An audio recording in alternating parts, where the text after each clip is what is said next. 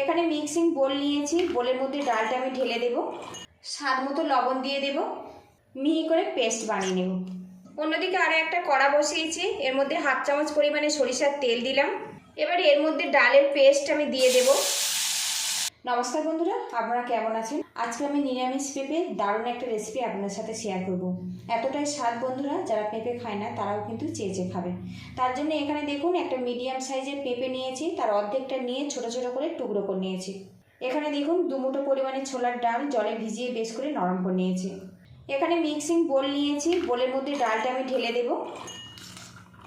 অনেকে পেঁপে খেতে পছন্দ করেন না, কিংবা একঘেয়েমি পেঁপে রেসিপি খেয়ে বোর হয়ে গেছেন, খুব ঝটপট এই রেসিপিটা কিন্তু বানিয়ে ফেলতে পারেন। স্বাদ মতো লবণ দিয়ে দেব, অল্প পরিমাণে জল দিয়ে দেব, মিহি করে পেস্ট বানিয়ে নেব। কড়াটা গরম করে নিয়েছি, এর মধ্যে সরিষার তেল দিয়ে দেব। এই রান্নাটা সরিষার তেল দিয়ে বানালে কিন্তু অনেক বেশি টেস্টি হয়। এর মধ্যে দিয়ে দেবো শুকনো লঙ্কা, দিয়ে দেবো 1/2 চামচ পরিমাণে 5 ফোড়ন।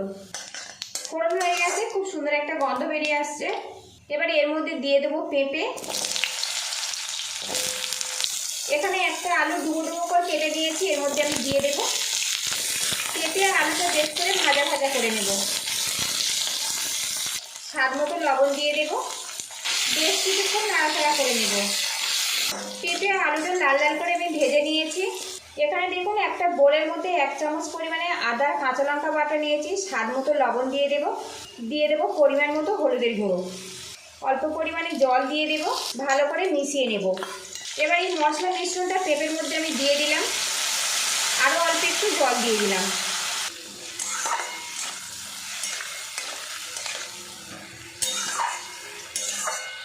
এখানে দেখুন কিছুটা কুমড়ো শাক কেটে নিয়েছি, পেঁপের মধ্যে দিয়ে দেব, ভালো করে মিশিয়ে নেব।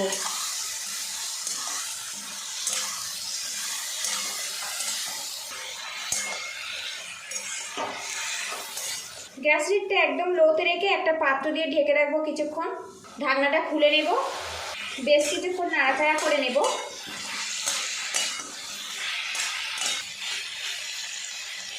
এবার এর মধ্যে আমি জল দিয়ে দেব। এই রেসিপিটা কিন্তু একটু মাখা মাখা হবে, সেই মতো কিন্তু বানাতে হবে। গ্রেভিটা কিন্তু বেশ ভালো মতো ফুটে গেছে, এর মধ্যে 1/2 চামচ পরিমাণে চিনি দিয়ে দিলাম। চিনি দিয়ে ভালো করে মিশিয়ে নিয়েছি। গ্যাস হিটটা মিডিয়ামে রেখে একটা পাত্র দিয়ে ঢেকে রাখবো, তাহলে সবজিগুলো খুব ঝটপট সিদ্ধ হয়ে যাবে।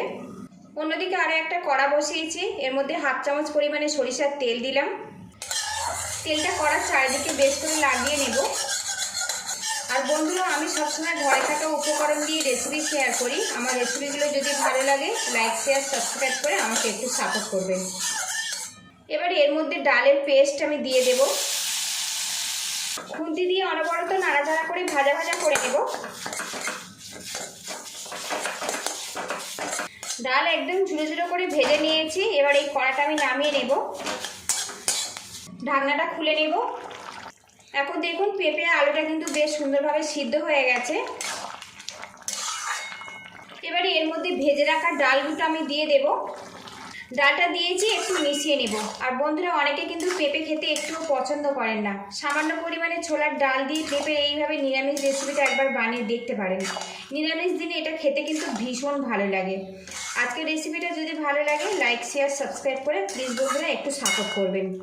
এখানে আমি যেহেতু ডাল দিয়েছি, কিছুক্ষণের মধ্যে কিন্তু একটু ঘন ঘন হয়ে যাবে। আর এখন দেখুন বন্ধুরা, লুকিংটা কি সুন্দরভাবে রেডি হয়েছে দেখুন। সবশেষে 1/2 চামচ পরিমাণে ঘি দিয়ে দেব। নিরামিষ রেসিপি সামান্য পরিমাণে ঘি দিলে খেতে কিন্তু খুবই ভালো লাগে। ভালো করে মিশিয়ে নেব, নিয়ে আমি গ্যাস হিটটা বন্ধ করে দেব। আর এখন দেখুন বন্ধুরা, বেশ ঘন ঘনভাবে রেডি হয়েছে। এইভাবে রেডি করে নিতে হবে। পেঁপের একেবারে নতুন স্বাদের নিরামিষ রেসিপি কিন্তু বন্ধুরা আমার কমপ্লিট হয়ে গেছে। আর আজকে এই রেসিপিটা কিন্তু আমি গরম ভাতের সাথে পরিবেশন করব। যদি ভালো লাগে এইভাবে ট্রাই করবেন, আর কেমন হয়েছে কমেন্ট বক্সে জানাবেন।